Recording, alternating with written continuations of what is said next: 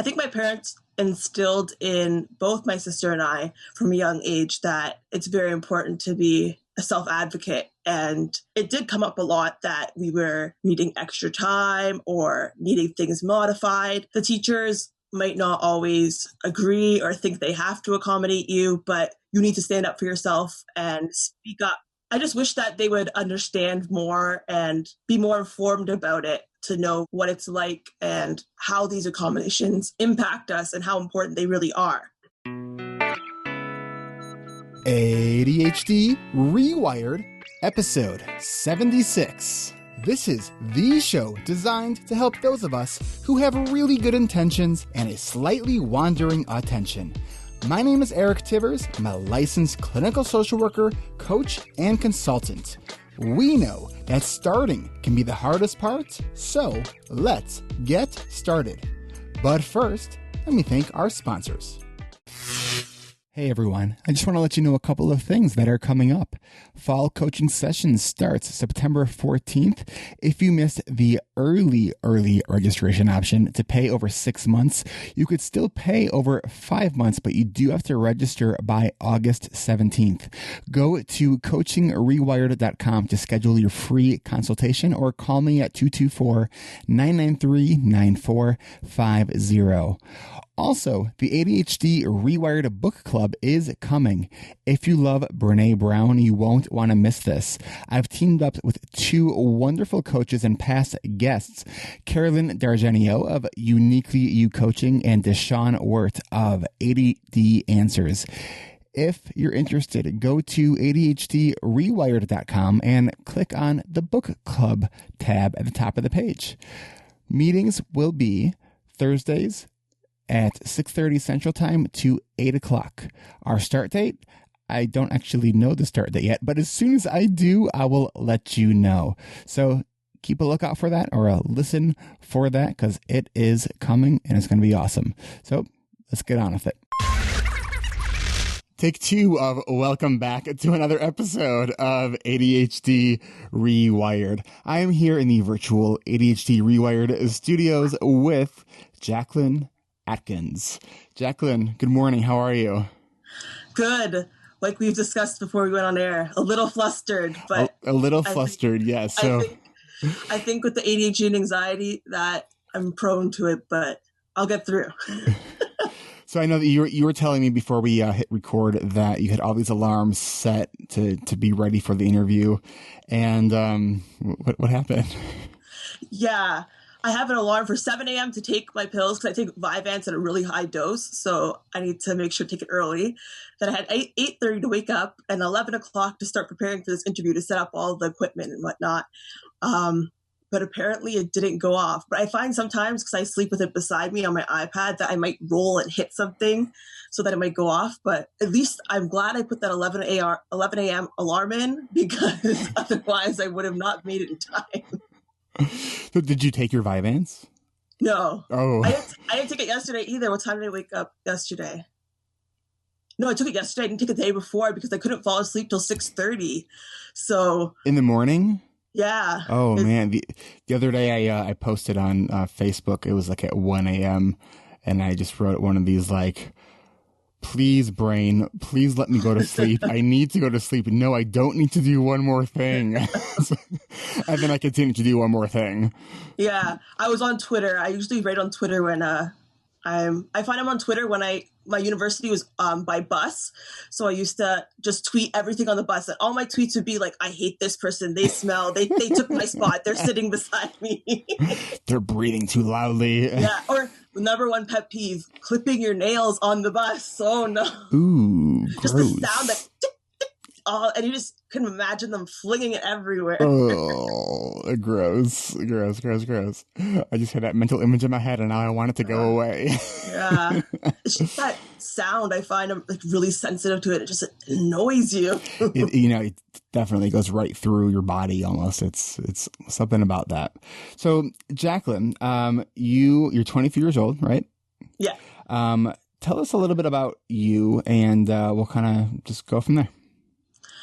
Well, I'm in Toronto, so a little different, I think, than most guests. I don't know if many are Canadian. Are they? I've had a few. I've had I know Pat. Oh my gosh, Pat. I'm so sorry because now I'm blanking on your last name. Pat with the kitty cat display picture. The Patte, who's fantastic. Yes. Eubanks, is that? Oh my! Sorry, Pat. I know you get it though. Yeah, we're letting the group down. Where's our shout outs? Oh my gosh. So, my dad has ADHD and my mom has anxiety and depression. And I think my parents knew pretty much since I had a personality that I had at least ADHD. Probably they noticed anxiety as well. By the time I was 5, my dad took me to his ADHD doctor, and he confirmed that, yes, I did have ADHD. It wasn't much of an issue until grade 3 hit. And here in Ontario, we have like provincial testing in grade 3, grade 6, and grade 9. So by that time, it was really overwhelming and it was just a disaster. So then after that, by grade 4 came around. Before that, my parents put me on medication in grade 3, so around 8 years old. And then by grade 4, that's when I got an IEP and started getting accommodations. I just feel like I'm a spokesperson for being always at the doctor and all the medications and stuff. I feel like I'm always there. Like I just been through so many therapists and doctors. But now I just finished graduating from the University of Toronto, Scarborough campus, with an honors Bachelor of Science in Mental Health Studies and Linguistics. Yes, congratulations. Thank you. It didn't go as well as planned. I find when I went first into university, I was like at the top of the world. And because I finished grade 12 off so strong and well, and I got an honor roll and Ontario Scholar and stuff. And then when I got to university, I'm like, I have this in the bag. I'm going to rule. And then I think I went to Frosh. And then I was like, wow, I don't know anything. And I didn't even set up my accommodations because at my previous school, it was a different structure where you didn't really need accommodations. Mm-hmm. So it was a big shock that, oh no, yes. I have to get this in place. Like yes. I find, especially with ADHD, that those things just slip your mind really, and you don't think about it until it comes down to it. And you're like, oh no, I really need that. So my degree didn't go as well as planned just because of the setbacks with the ADHD and the anxiety and accommodations. And my younger sister passed away during my time. And that was obviously a significant life event. Yeah. And another thing was, it was a big family fight and I became estranged in the 4th and 5th year. So that was a big thing and losing a big support system. But it's always been my plan and my wish to continue even further past university. So this September, I'm going to George Brown College, which is in downtown Toronto, and I'm doing a diploma, which I think in the States they would call an associate's degree. And I love in other places how they call going to college, they call it going to university. Yes, because like, Carolyn would get so confused when I said I'm in university, but then because she didn't understand when I said I'm going to college, but I'm in university. She's like, it doesn't make sense. Right. It's like going to hospital. Yes. It's, we call it going to the hospital. Whenever I hear stories about people who've gone through really such adversity, I mean, you've lost a sibling, you struggling through college, it's amazing the resiliency that I see, and I have no doubt that it's like this whole notion of what doesn't kill you makes you stronger. And I know it's as I said, that's like probably not the best analogy to use. Please forgive me. But I think that when we look at setbacks and we look at the obstacles that are in our way and we're continuing to move forward, I think that people like you, I think people like myself have learned to see these setbacks as growth opportunities, to see these setbacks as not something that we would like to go through again and we wouldn't wish it on anyone else, but as what can we learn from these things that have happened, because we can't change these things that have happened. We can't change, you can't bring back your sister. Like my dad, when I was a freshman in high school, had a significant brain injury, had major brain surgery. He survived, but he was a different person after that. So I can't change that, but I can make meaning from it. And so all these things that have happened over the course of my lifespan have it's given me purpose and meaning. Not to say that it has not been difficult, because it has been. There has certainly been challenges that when you're in the moment, it's like, this sucks. Like, why me, and how am I ever going to get through this? But I think we do, and I think from my personal experience and the experience that I've just talking to so many people, with clients and even past guests on this podcast, is that because our minds tend to be sort of connectors, we connect ideas, we connect dots in a sense, that we make meaning and create a greater sense of purpose for things that seem, senseless in a sense. Yeah, I completely understand that. It's been a tough journey. School's always been really tough. And I think for someone, I don't know what's in me, but for someone that's in my situation, it's kind of crazy that they would want to keep going to school. Mm-hmm.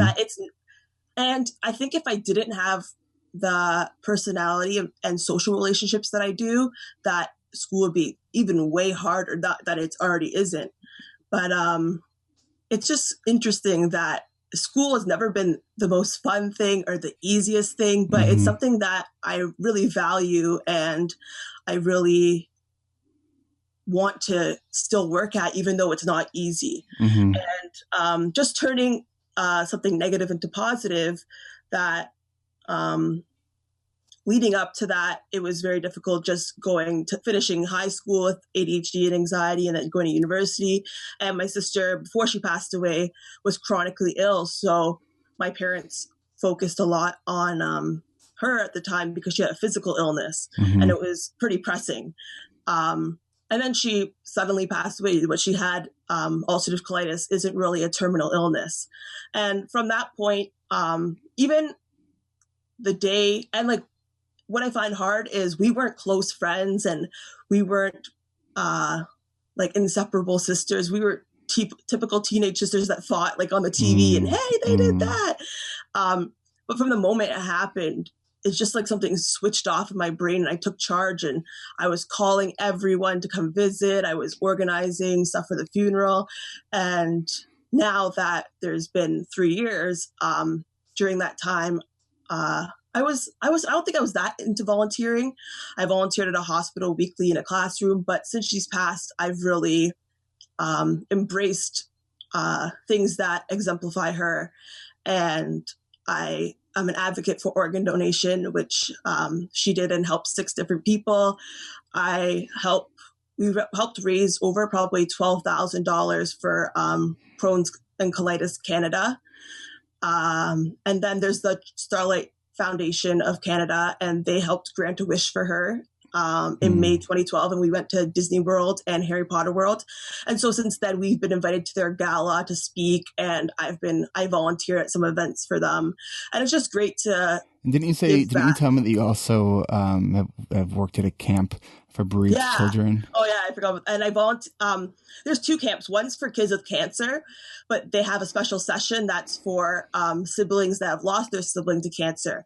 And I know my sister didn't have cancer, but it was very similar in there's no cure, and you don't really know where things stand, and it's a very chronic illness. And then the other one I volunteer at is called Camp Aaron, and it's for bereaved children if they've lost a parent, a sibling, or like a close grandparent, if that was their caregiver. And it just really gives you that good feeling that you're giving back. And I just remember as a kid, I always looked up to people that were around my age right now. And I just want to be that for someone else, that they can look up to me and see that we have a relatable experience, and I'm still living and successful and moving on. And it does suck. There's no doubt about that, but you can always make something good out of a not so great situation. And I think you absolutely are. And I think you're probably touching lives in ways that you may not even realize. So it's, I think you're doing what you need to do, and it is a healing process, and you're making meaning, out of what has happened. It's when, after my freshman year of college, and I almost failed out of school, I had a friend who was a social work major, encouraged me to take a social work class. Fast forward a number of years in grad school. This is my friend Gabe. He OD'd and he died. And so every day that I do the work that I do, there's on a day that goes where I don't think about him and really dedicate what I do to continuing what he was going to do. I even named my son, the namesake is after him. My son's name is Gibson, and so my friend's name is Gabe. It's we can spend a lot of time planning our life, but then life happens, and so we have to. So it's like, I'm not saying we shouldn't plan, because that's a big part of what we try to learn how to do with managing our ADHD. But I don't know. It's a lot of unexpected things will undoubtedly happen. And so in a sense, we have to kind of plan for them, and we can decide how to take them. We can curl up in a ball in a corner and give up, which in many situations is understandable. Yeah. Or we can take that time and grieve and experience the sadness and the loss, but then try to create that meaning and move forward with that loss. And I think when we do that, we gain, and we can touch so many other people with what we choose to do with it. There's no right or wrong way to grieve. It's everyone processes information like that differently. But no doubt it's hard. And I want you to know that I think you're a resilient person, and I think that you're you're doing great things. And I think in 10 years from now, you're going to look back and say, wow, I did that. That's how I feel. I truly, it's like, here I'm 34 years old. Notice how little confidence I actually had in my age. I was like, wait, how old am I? And I do think that, it's someone, a old college friend posted something yesterday on Facebook. It was a picture of me and a couple other people. I was playing in a band. I think it was my freshman year, and he posted this picture of us playing at this gig at a local coffee shop, and I was like, oh my god! Like, first I had so much hair back then, and then and then someone commented about how long ago it seems, because there was in the picture you can see someone like smoking, and like you can't smoke now in Illinois, and it's like, it's just like, wow, has it really been that long? So it's amazing how time does seem to bend in a sense. And my parents have always said, always hear the older generations say, it's like time speeds up the older you get. Yeah, it's true. I mean, it is. It's so yeah. It's life is interesting, and it will always throw us curveballs. And it's and as long as we keep swinging, I think we'll get to where we're wanting to go. So, but we do have obstacles in our life, and the main obstacle that we have in our life for listeners for the show are related to ADHD. And one of the ways around our obstacles is when we're in college or even beyond is through accommodations. And I know that when you first reached out to me, it was in response to Ryan McCrae's interview when we were talking about college. Mm-hmm. And I could so relate, because you messaged me on Facebook, and you're like, oh, he should have mentioned this, and he didn't mention this, and he should have mentioned and it's so funny, because I find myself doing the same thing when I'm listening to like an audiobook or another podcast interview, and want like so badly like for someone to make another point about something. And I think that's kind of how our brains tend to work. We see like the missing pieces. We see the other things that could have been added, or the other solutions that may not have been addressed. So advocacy and accommodations have been a big part of getting where you are today for you, right?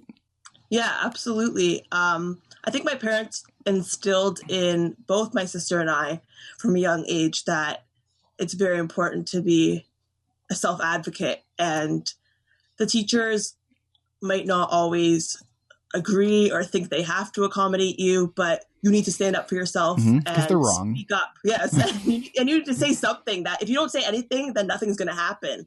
That you need to say, hey, I'm here and I need this and I need you to do this for me.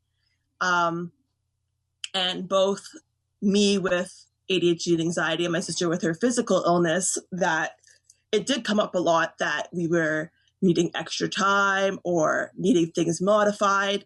And I just think that since we were taught from a young age, it's just become second nature to me now that it's a very important thing, and that it just comes naturally that I know that I need to say these things to teachers in the future, that just heads up, I might need accommodations and stuff, or this is what I'm going to say. And for the most part, teachers have been accommodating. There's very few that will say, no, I can't do that, or, oh, you have to do this. For the most part, they have been. It's also sometimes hard because they don't understand it. Some teachers don't even get involved. They just say, yep, sure, whatever. Some people question it a bit and stuff, but I just wish that they would understand more and be more informed about it to know really what it's like and how these accommodations impact us and how important they really are. When I was in college, I did have documented accommodations, but the ones that I actually used were informal accommodations. And I just think that's so important. And I think often the informal accommodations can often be more effective than the formal ones. And, so it's things like, one, develop that relationship with your professors. I think that is so important. Asking them, hey, do you think it would be possible if? So start it off that way. So even if you know that this is your right to get a certain thing, start it off with, do you think it'd be possible if? If I can take the test with extended time in the classroom instead of at the testing center. That was a big one for me because I wanted to be in the classroom taking a test. I was allowed extended time. And I was able to get that for all of my classes too. And what would typically happen is I would make sure that I could go with the professor after the class, or I would only get a part of the tests, and then I would schedule a time to take it later. But it never hurts to ask. Because for me, I wanted to be able to ask the professor a question if I had a question. And sometimes they'll mention something during the test that is relevant. So you kind of have to be there. It's things like that. It's things like, I've gotten so many extensions on papers, and probably the best accommodation that I found in college for myself was renegotiating assignments. The not just the due date, but the actual, the nature of the assignment, to bend it towards something that I was more interested in. Because when I'm interested, it's my brain lights up and I can, makes the world of a difference. Yes.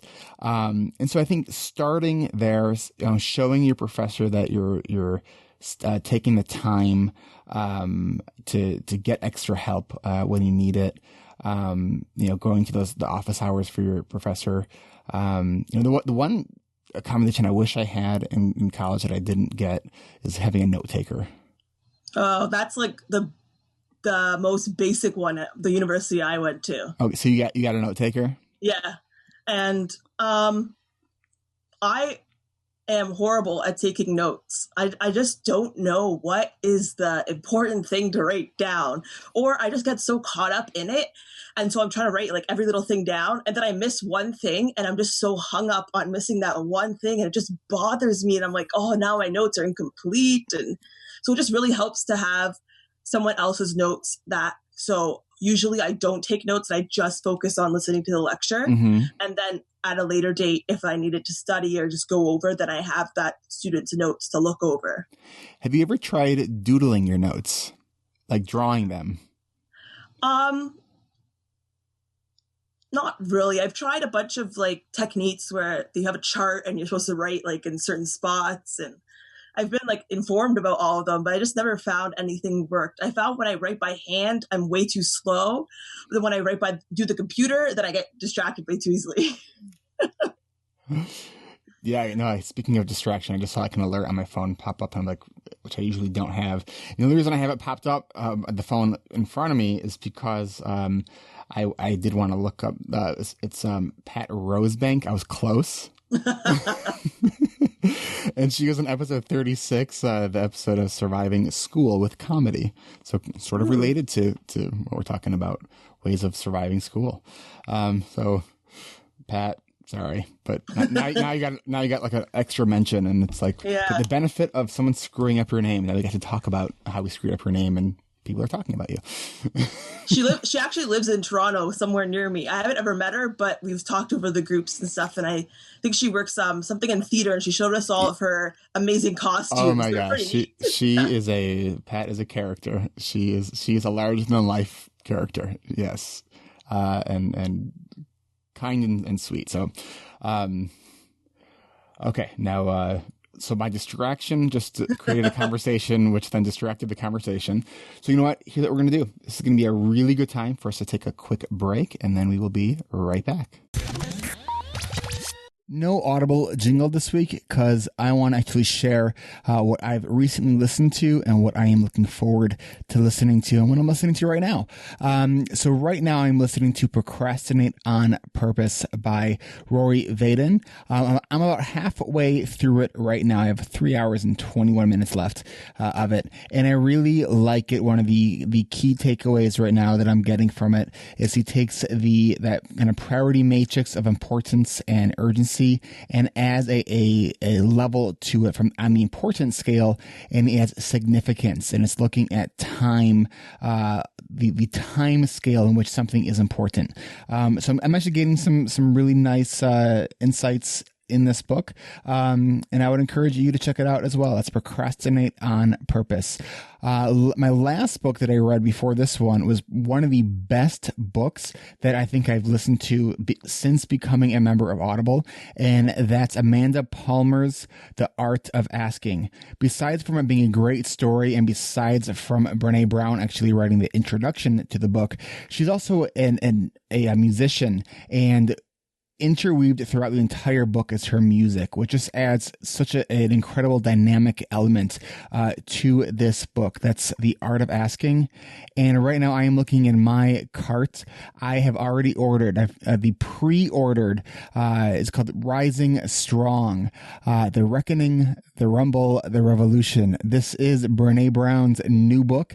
It is going to be available. It's going to be released August 25th, 2015. That's just a few weeks from now.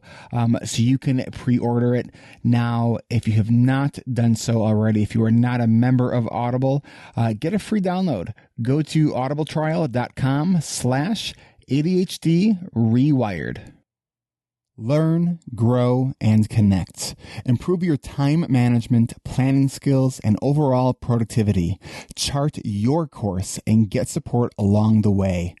ADHD Rewired coaching and accountability groups have been providing people just like you a safe and supportive space to achieve your goals, both big and small. From setting and reviewing weekly goals to our adult study hall, when you get those important tasks done, you know, those tasks that are boring and important, we mute our mics with video feeds on and we get to work. Join us for the next ADHD Rewired coaching and accountability group today. Don't wait until the last minute. Don't wait for prices to go up. Don't wait until this group fills up. Go to coachingrewired.com. That's coachingrewired.com and schedule your free 20-minute screening call with me today. That's coachingrewired.com. Fall 2015 session begins September 14th, and it's already filling up. Once again, that's coachingrewired.com. And prepare to get your ADHD rewired.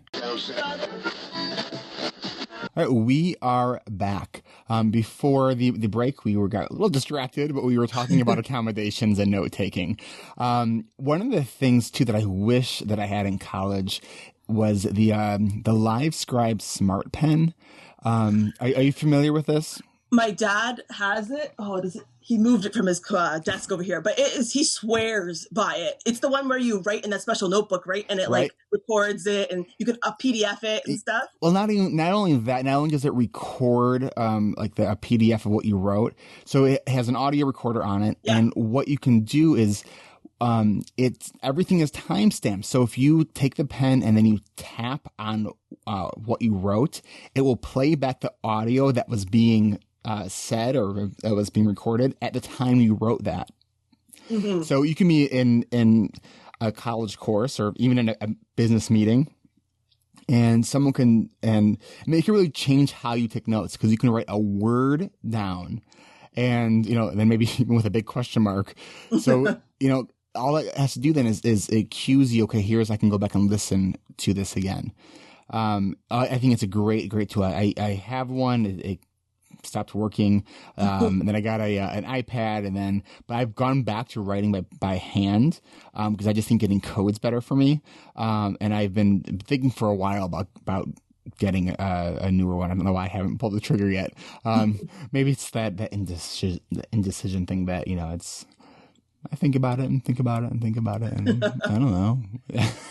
Yeah, that's common. Yeah, and I have a link to it on my on the ADHD Rewired page, because it's a great product that I really do need. I know I've mentioned that I'm wanting to get a new one for probably the last year, and I know it's been on past episodes about I still haven't got it. So maybe by episode like 150, I'll Yeah, my dad was trying to push it on me and was like, this is going to change your life. And I don't know, I just didn't find it was for me, because I don't really take notes by hand that often, because like I mentioned, I just feel like I fall behind and my hand gets really tired easily. Well, it is. It's a different way though of taking notes. You can take much less detailed notes. You can really take big picture notes. So yeah, I just think it's a really neat technology. What other kinds of technology do you use, just in life, and whether it's a school or just in general for other life management related things? Well, for school, I don't know if many other schools do this, but for the tests, I was allowed to use a computer to type, which was much easier, because when I start writing, I just, like, at one point, I don't even know what I'm writing. It's just a big squiggle. Like, I don't even know what it is. And I'm just really bad at spelling. Sometimes, like, I've spelled things on my iPad and it's so messed up, it can't even tell me what I'm spelling. And I'm just like, oh, I hate when you're at that point that it doesn't know what you're trying to say. You bet. And that's where I use voice dictation. I'll just open up the Siri, and I'll just speak what I want to say, and then I'll see what it's written out. And I've often had that issue where spell check that has no idea what I'm even trying to say. Yeah, so I would get to be able to type, and I had spell and grammar check, which was really helpful. And I only got that accommodation halfway through second year, after I got retested by a psychologist, and that was very helpful. It was pretty similar results from when I got tested when I was 12 years old. But he added that I had some issues with executive functioning, which is ADHD, right, and short-term memory. That was the biggest thing, because I would just look at a textbook and then look up, and it would disappear from my head. I could only write like 3 words at a time. I could not get much done, and it was very frustrating. And so that's that working memory. Yes, and that's also a core kind of component of ADHD, is that working memory, that ability to hold a little bit of information in your mind while something else happens. It's pretty lousy, and pretty. I can pretty much depend that it's not dependable. It's amazing how quickly just a thought will escape my mind. Even when I'm tired, it's even worse. I will be in mid-sentence, Jacqueline, and I will forget what I was just saying. And I know I'm not the only one that happens to. Yes. Or I'm saying something, but I think of the next thing to say, and then I forget what the next thing was to say, and I'm like, oh no. Or if my boyfriend starts talking about something else, but I have it in my head, and then I lose it, and I'm like, no, you made me lose my thought. It's just very hard. Yes. And one of the strategies that I try to recommend for that and try to practice myself is, if that person is still talking, then it may not be relevant by the time that person is done talking. Yes. And if it is relevant, the idea will probably pop up in your mind again. So it's like, stop trying to hold on to the idea and really just try to pay attention to what that person is saying. And I find that an issue in conversation at times, that there's a topic and your friends are all talking and then you're like, oh, I have this one idea. And then the conversation moves and you're just so like, I really wanted to share that tidbit, but like the conversation's already moved on. Right, and it's like, right. It's like, okay, I have to keep going. But I think the things that I use the most is my iPad. I don't own a cell phone. I have an iPad with data. It was just way too expensive to buy. I already have a MacBook Pro and then I have an iPad. To buy an iPhone, it was just like, if I bought it out, it'd be like $700, $800 plus $80 a month. And my parents were like, we're not prepared to pay that for you, because I'm still at home and I don't have a job right now. I'm just volunteering. So they were like, we're not going to pay that for you. So it's only about $40 a month for the data. So it's much cheaper. But I got an iPad first, the fall of first year. And I got it to use for school. I really thought I was mostly going to use it for textbooks and using the PDFs that I got through my accommodations or having it read to me. I didn't really use the reading aspect at the beginning because the program that they use in our disability office was like $1,000. And I'm like, I can't afford that. So, and the iPad just came out then. So the technology of it reading a document wasn't that sophisticated yet. So, and it would read, like at the top of the textbook, it has the subheading and the page number and stuff, and it would read all of that. You're just like, oh. But I think the number one thing I use for school and out of school is the calendar. That I really like that I can use it on my iPad. I can use it on the my desktop on my laptop, and I can use it on any computer on the internet. What program do you use? I use iCloud, and so then I use, I think it used to be called iCalendar. I don't know if they've changed it, just the calendar. Just the native, okay. But I just find it's really helpful to put everything in, and if I put it in my iPad, it saves to all the locations. Right. I put it on my computer, it saves I love the cloud. It's the cloud's great. I mean, it's almost one of those things where it's like we forget how like amazing of a concept this is, because it's now so integrated into everything that we do. It's like I still remember the days of saving a file and then not being sure which version you're working on because you saved it somewhere else and you're working on it somewhere else, and it's like, oh, am I on the right version? It's like, well, now with the cloud, you don't have to worry about that. Is there anything like quirky that you do with your calendar that makes it kind of uniquely kind of work for you? I color code. Let me see if I can see it. Let's go to edit here. I color code it, so I have appointments are green, classes purple, personals red. I worked at a hospital called Blurview, like volunteered there. So that I had that one. Then I have black for assignments, blue for exams, midterms, and quizzes, and then green for volunteer, and then yellow for family. So I just recently added family, and that's a new feature, I think in iOS 8, that you can invite people. So I have my mom and my dad, and you can see where they are at all times. So you can see where their phone or iPad or laptop is. You can share a calendar, so it will show up on all your calendars. You can share each other's music and apps and movies. So it's been really helpful. The only thing I can't handle is my parents will add everything in one by one. So I'll get 20 notifications of this.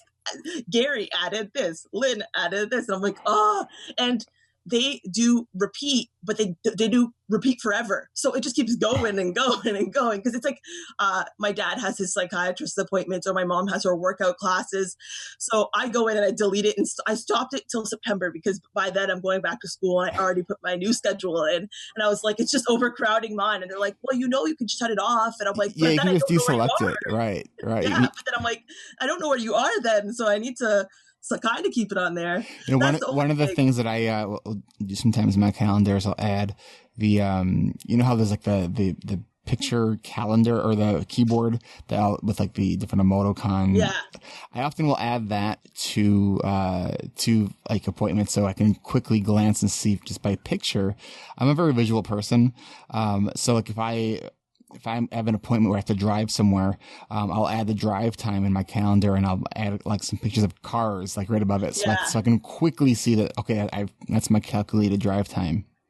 I think just recently, the calendar iCal added drive time, but before then, it didn't really. The drop down menu for the iPhone, the iPad, it used to say like you should leave at this time for traffic, but then I'm not always driving. Often I'm taking public transit. So an app that Carolyn introduced me to was called Carolyn Dargenio. Yeah, Carolyn, the man. She's the man. The whoa man. She knows everything. Of Uniquely You coaching. She's awesome. Yes.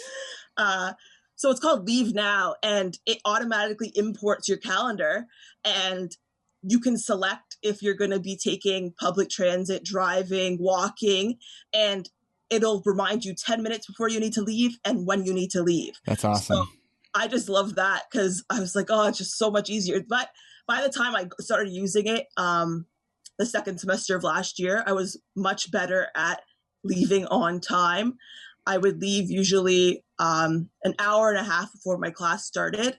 It takes about an hour and a bit to get to my school. So I'm just someone that needs to be early and have that time to settle in and get my snack, open my computer, download my lecture, and like just get grounded. Good. That's great. It's great that you do that. It's much easier to give yourself extra time than be rushing it all at the last minute. Even in first year, I took a class that started at 8 a.m. and like I said, it's an hour away. So I would leave here at 6:45 in the morning. I don't know how I did it because now I could never get up at that time. But I would get on the bus at 6:45 and I'd be there by like 7:45-ish. I would get my Tim Hortons and sit in the lecture hall. What's Tim Hortons? Is that like a coffee place? Or? Yeah. Okay. It's the coffee place here. We don't have that here in these United States. They have it in like Buffalo and stuff. Okay. But it's more close to the border kind of places. So what other apps do you use? There's the Blackboard app, which I find most college and universities use. You just usually log into it on the internet, but it has an app for your iPhone or iPad. So you also leave out the when you talk about internet? So university, hospital, internet, you don't use the in Canada? I guess not. Interesting. I didn't know that one. I don't. And then Zed. Zed, yes. And the only I learned about Zed when my son was born, watching these YouTube videos on Alphabet, and that's when I learned about Zed. And I was like, how did I never know about Zed? It's such an interesting. It drives me crazy when teachers teach Z to kindergarteners. I'm like, that's American. Or when I always add a U to like favorite and color and honor and stuff. I'm like, it probably drives them insane that they use there. But this app is, it has all your courses, and so you can access your lectures, you can access the forums and stuff. It's really easy to have it all in one place, and it sends you like push notifications. So if a teacher just uploaded something or just posted an announcement, you'll see it right away on your device. I think the other apps I find are like essential, like a recording app, a PDF reader, like a Word kind of reader. And then like natural reader or voice stream, like something that reads it to you. And then there's like mind map kind of things. So the one that would you be able to pull one of those up and put it like by the microphone so we can just hear sort of what it sounds like? Let's see if I can open one. It sounds a bit weird. Here, let's skip ahead. Start. Okay, add a new document. I hope I have a document on here. Okay, I have Dropbox, so maybe. Preferably something, kind of racy and inappropriate. Hopefully. No, I just clicked a speech that I wrote, so maybe that will read. All right, let's hear it. Oh. here on behalf of my little Can you hear? sister, Allison, to share her story with you. Allison looks like a pretty normal 16-year-old. She goes to high school. That's like Stephen pets, Hawking's. Cooking, reading. Yeah. Oh, I have to quit it. That's the new thing with the iPad too, that when you always quit an app, sometimes it'll still play the audio and you're like, oh no, what am I doing? I think my favorite app that I've used since like I started university is called My Grades, and I think now it's called My Grades 2. Okay. It used to be free, but I think it's like 99 cents, $1.99. It's not that expensive. And what it is basically to keep track of your course breakdown in the syllabus and help you keep track of your mark throughout the semester and help you stay on track and like judge your goal and whatnot. So it'll tell you like what you need to get in order to get a certain grade in the class. So I have my whole 5 years history still saved in here. So I know every mark I've ever received. But so you have a term and then you go to your classes and you put a class in and you input the syllabus. So you put like participation 10%, midterm 50%, final exam 40%. And then you set a goal. So say you want a 75. And so then it's a target grade. And then it will say like what you need to get on every single thing to get the 75. And as you go along the semester and you get 75 or 70 on assignment, you input that in and then it will readjust and say, okay, you need to get this on the rest of the assignments. I found, especially when you're cutting it close like me, that it was helpful, especially for final exams, that when you're like, what do I need to pass this exam? And it just helped. I know that like you can do it by hand and do the whole math and stuff, but it just made it so much easier. It's so important too. I have students that I work with who, when I ask them if they know what they need to get on like a certain class, because part of it is also budgeting time. It's like, because if you are like right in the middle of a certain grade and there's, you can, if you don't get like 100% in your final, then like that grade is not budging, but you can like get like a high F and that grade will still be the same. I'm like, don't spend time focusing on that. Do something else. That's a really important tool. So definitely we'll have the links to that. Yeah, that one I think is the most useful I use. And it's just, I think it's good to have a visual aid and just be aware of where your marks stand throughout the semester instead of getting to the end of the last 2 weeks and being like, oh no, I'm not going to pass. I just think that's what I do when I first get the syllabus is input it in there. Good. That is what we should all do, Yes. The same thing is when I first get my schedule, I put it right in the calendar and the first day of class, you put all the due dates in your calendar the first day because you're going to forget or lose that syllabus or something. And it's going to creep up on you and you're going to be like, oh no, I didn't know I had a test this week. So I just find those are things that I really stick to make sure I'm on top of things. Those are smart things to do. I think that for college students, they should get their syllabus, then break down everything from that syllabus in their calendar and never look at that syllabus again. Like everything that they need should be broken down from that. Otherwise it's like you have 5, 6, 4, however many classes you're taking, places to look. It's like put everything in one place, including your professor's office hours and phone number and email address and the room number that you're supposed to meet in and all of those things. That's great. What's your most distracting app? I'm really a Facebook person still. Yeah. I've been a Facebook person since I joined when I was in 2007 when I was in grade 9. Mm-hmm. And I think the summer of grade 9. So still 2007. My parents went on their 25th wedding anniversary cruise and it was just me and my sister at home.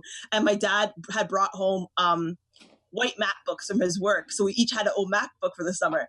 We just sat on the computer the whole time on Facebook doing nothing. Because back then, especially they had games and little apps to draw things and stuff. And we just waste so much time. So I was known in high school as they would say oh, did you see this on Facebook? And they're like, what am I saying? Of course you saw it on Facebook. So I think Facebook is the number one thing. I also like BuzzFeed, looking at the articles. Pinterest, I thought I would hate it and it was too much work, but now I'm obsessed with it. What about it? Like, what do you like about it? Just all the ideas and like how they all have it in one place. And I just like the Pinterest look and style. It's just so like, I don't know. I'm like, I wish I was that creative sometimes. And I've made some things off Pinterest. The Cozy Coop, the little kid's toy. I've made a Batmobile and spray painted it all. Wait, I think I saw that. Yeah. I made that for my nephews. So that's awesome. Yeah, it's good for ideas and it's fun to like make stuff. It's also, I feel like it fulfills my baby needs. Like I just love kids and all that stuff, but that I don't need a kid. I can just look at all this stuff. Or the same thing I was doing the other weekend, I was on the Children's Place website and I was picking out all these outfits. And then the next day I went and my cart emptied and I was like, oh, well, now I don't have to spend anything. I visually and thought I was buying it, but now it's all gone. So it's a win-win situation. I thought I was buying it. I really didn't buy it. I got that need I wanted from it. And now I still have money. That's awesome. So here's what we are going to do. We are going to move into the last part of the show, which is the random question round, which is the part of the show that has nothing to do with ADHD, which then paradoxically has everything to do with ADHD. And so what we are going to do is I'm going to first ask you the standard question because I love knowing people's inventions and ideas. And then we have a surprise for you. So give us the invention. Actually, last night I was looking up insulin. Carolyn's son has type 1 diabetes, and so does my boyfriend. Okay. So I was just researching it, and then I was looking up Sir Frederick Banting, who created insulin here in Toronto, at the University of Toronto. And then there was the show The Greatest Canadian, and then there was The Greatest Canadian Invention. So I was looking at them. I think insulin was the best invention. But there's another show I used to love. It was called America's Next Inventor. And they used to have this thing. And so the one that won was a car seat that was in a sphere. And when you impacted it, it would spin around. And it was supposed to imitate the womb. And it was called inertia or something like that. It was so cool. So what's your invention? My invention? I don't really have one, but when I was a kid, this was like before internet was huge. I was probably 9 or 10. And I was like, I'm going to make swimming goggles that have prescriptions. And I was so excited. And then I realized it was already made. And my parents even own it because we, later on, we became scuba divers and my parents both wear glasses. So they have prescription scuba diving goggles. Interesting. But I thought it was so cool. I was going to make millions. It was a great idea. I was so excited. And then I was like, darn it, it's already taken. That's funny. And speaking of insulin and Carolyn's son, the GoFundMe, we are still trying to raise money actually to get her son the device that can alert her via her phone if his levels are off. So we're still trying to raise some money for that, and I'll post the link to that on the show notes. Okay, so I told you that we have a little surprise for you. Yes. So you had said to me that you are a pretty bad speller, and Jacqueline, I am also a very, very bad speller. And so what's going to happen in just a moment is we're going to have a special guest who is going to give us. We're going to be in a spelling bee, me and you. No. Who's the worst speller? So Carolyn Dargenio is going to be joining us in just a moment. I just sent her the link. And this was not pre-planned. She is prepared, though, because last night I was so sick. She was like, what time is your interview? Just in case you can't do it, I need to be able to step in and help you out. If you don't know, Carolyn is my coach. So yes. She found me after Giving Tuesday and was like, I want to find someone out there to give back to and work with for the rest of the school year, and she chose me, and we worked from January to April on schooling stuff, and now I've become a payable client of hers, and she does just regular ADHD coaching we've switched to, and it's been very helpful. My parents have seen such a difference, and they really, like, my dad was really hung up on me seeing a professional, and the psychiatrist that his psychiatrist and the one that prescribes my medication recommended, but I just really didn't get along with her. We didn't click. But the difference he's seen with me and Carolyn, he just loves it. He's an advocate. He's like, if the next psychiatrist says you don't need a coach and you don't need Carolyn, I don't care. We're getting rid of them. Carolyn has given you results. We're sticking with her. That's awesome. I've been fortunate to become friends with Carolyn and to work with her on working with her on the book and working with her on starting a ADHD Rewired book club, which is going to be coming out soon. And the thing I love about Carolyn is she asks really good questions. She's always in that question mode to try to get to that deeper, like, yes, and it's like, there's definitely times where she has effectively kind of shown the mirror in my face that I wasn't expecting and helped me see things that I wasn't realizing. And so she's a very effective coach, and I'm not even her client. So, so she should be joining us here just any second now. I hope she doesn't pick words that are like I before E except after C. Oh, she probably will. Except neighbor and way, is that? I don't know, some saying. But neighbor I spell with an O-U-R. Oh, man. So we should probably get clarification on spelling. Is it the British or Canadian spelling? Or I think that we should be allowed as much flexibility as possible. Oh, she's coming in, I think. Here she is. I don't think she's going to be on video, though. Oh, there she is. It's just her chest. I know. Because I'm like, look at, you're recording this, and like, I'm like, no makeup, no shower for like I don't even know what's in my head. Like, look at my outfit. I have stripes, I have red shorts that aren't mine, and I have orange socks. As you can see, Carolyn is really prepared. You have an outfit for radio. Well, okay. But I wasn't prepared. We're getting ready to go camping later, so just like trying to go through everything. I'm at least gonna put this over my misery. Putting the bandana on. Yes. All right, Carolyn. So we are at the end here in the random question round, and we just have one clarification question for our spelling bee of the two worst spellers.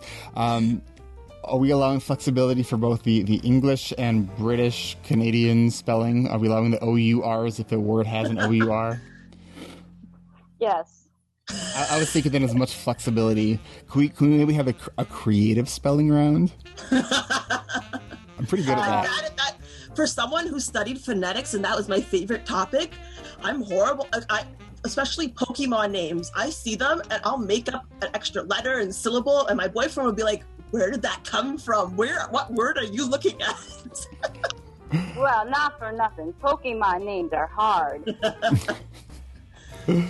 All right. Please do not ask me to spell Pikachu. All right. Carolyn. Oh, wait. What am I doing? You are giving us words. Giving you words? You are giving us words. Please start easy. Please start easy. Okay, I was going to say, because if you guys were going to compete against me... That's a silly. Come on. Yeah, I was just going to say, let's not even bother. Okay. So, well, I mean, what is it? Like, the best out of 5, best out of 10? I doubt we'll get that far. Like, we might get 5 words. Do we need to flip a coin for, like, who's going to go first? So do I give a person a word, and then they have a chance to get it right? And if they don't get it right, then the other person tries it? Is that how a spelling bee typically works? I was usually the first one out in a spelling bee, so after that I just stopped paying attention. Yeah. Okay. All right, so, I have my timer. That's awesome. All right. I just happen to have it here. Jacqueline, I'll let you decide if you want to go first or second. Oh, jeez. I'll go second. All right, Carolyn. I'll have to hear you first to Bring see what it. you're going to say. Okay. And when you get it right. Oh, jeez. All right. Okay. Hold it a little bit more away from the microphone, though. Yeah, okay. And if you get it wrong, off with your head. You get the Minecraft sword. Oh my gosh, that's really funny.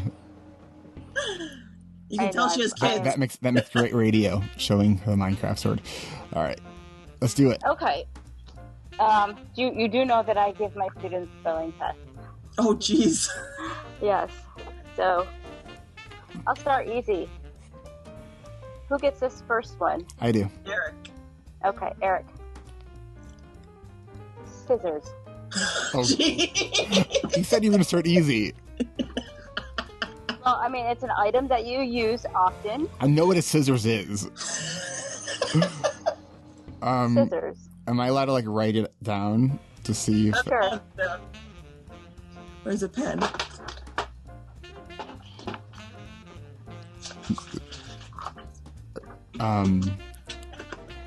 This does not look right. I want to say I first wrote down started with a C. I'm like, no, it's not with a C. All right. I don't think this looks right though. Oh, mine doesn't look right either. This is SICSORS. Is this your answer? I mean, are you... SICSORS. That's my answer.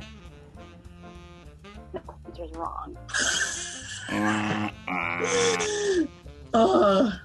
I don't have much different, but I don't know what's wrong. This is why I need the autocorrect to help me. I have SCISSOR. Is it a scissor or scissors? Oh, S? Is it S? Oh, there's another S at the end? I didn't know if it was plural or not. I'll give her the credit for if it's plural. Is it right? It's scissors. How would you spell scissors? We don't know. We just did. No. Carolyn, don't shame us here. Come on.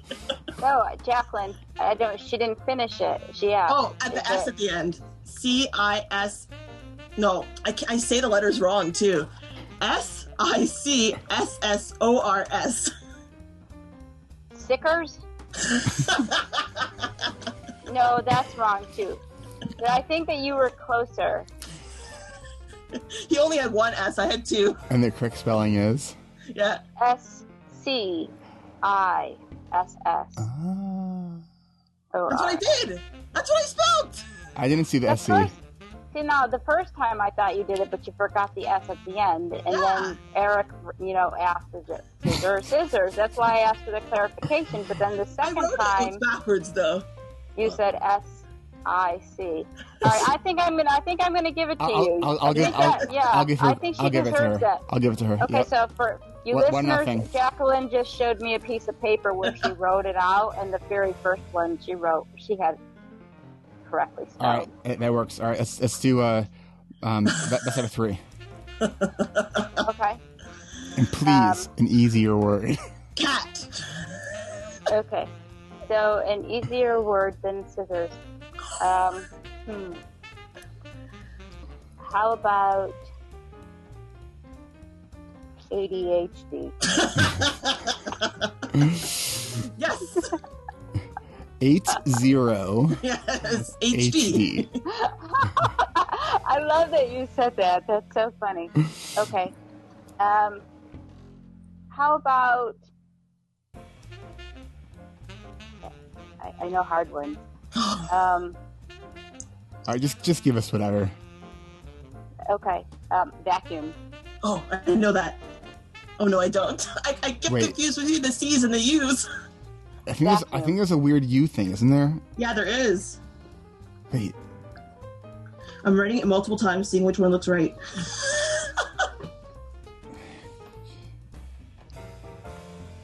So, I think I should I have still go first, or does Jacqueline go first because she got the last point? What do you think? don't know. I guess I'll go first. Let's see. I think it's VACCUM. No, I wrote it different ways. I don't know which way is right. Okay. But I know which way it is. I have VACUUM. Yes. Very good. Yes. All right, last That one. was one of the Last three one. options I picked. Okay. So this is the tiebreaker, isn't it? Okay. Okay, so for this one, it's going to be... Aha. Fabulous. Okay, I can do that.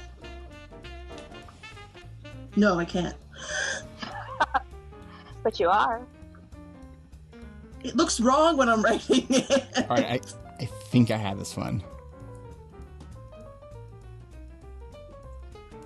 Who gets to go?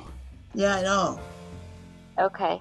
Or how about we both say it, and then you don't say if we're right or wrong, and then who's ever right is the winner. Okay. Okay. So if you're both right, I'll give you one more. Okay. Okay.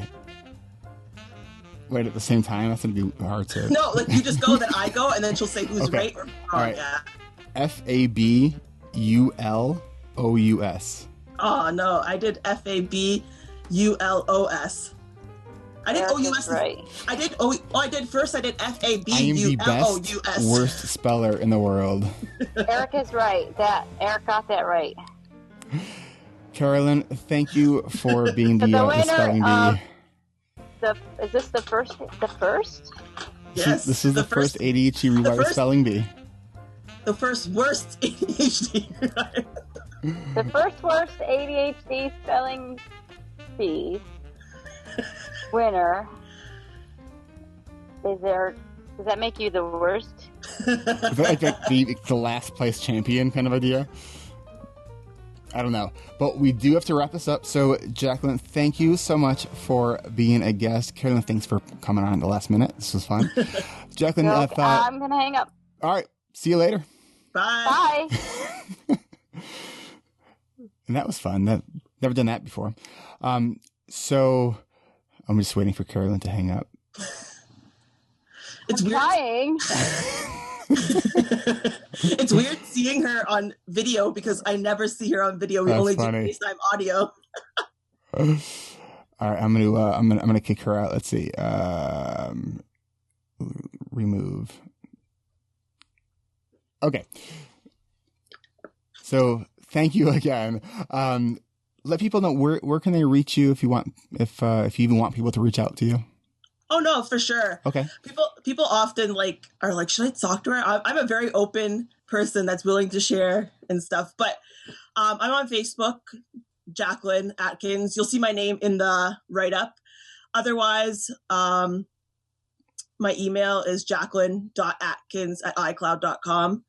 And my Facebook, my Twitter, Instagram, all that stuff is Gagalooch. I'm a Lady Gaga fan. So it's GAGALOOCH.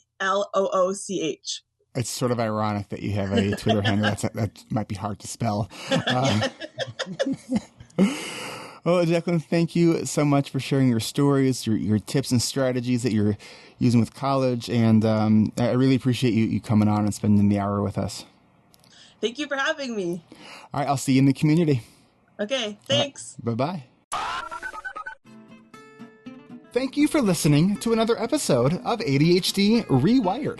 And if you're new to the show, welcome to ADHD Rewired. We are more than just a podcast. We are a community focused on learning, growing, and connection. You can see a full outline of this and all other episodes with all the links and other resources mentioned during this interview at ADHDrewired.com. Help support this podcast by checking out my sponsors. I use Zoom video conferencing nearly every day, and so can you. Go free or go pro. But please, go to erictivers.com/Zoom so they know that I sent you. And you can get a free audiobook from Audible at erictivers.com/Audible. And next time you shop Amazon, use the Amazon search portal at ADHDrewired.com. A small percentage of your purchase will go to support this show. and it doesn't cost you anything extra. You can also support this podcast by leaving an honest rating and review in iTunes or Stitcher. This really helps other people find this show. And don't forget to hit subscribe so you never miss an episode. Don't just be a passive listener, be an active member of the ADHD Rewired community. We are on Facebook. You can like our page, but please submit your request to join our free and growing community. And don't forget to check your other inbox because I screen everybody before they come into our community. Looking for a coach? If you're still listening at this point and you answered yes, come to my website at ADHDrewired.com and schedule your free 20-minute consultation. Or call me at 224-993-9450. Is your school, business, or organization hiring speakers? I provide fun and engaging presentations full of practical solutions that both educate and entertain. Hire me for your next professional development day or corporate training event. Go to ADHDrewired.com/talks. Thanks for listening. I'll catch you next week.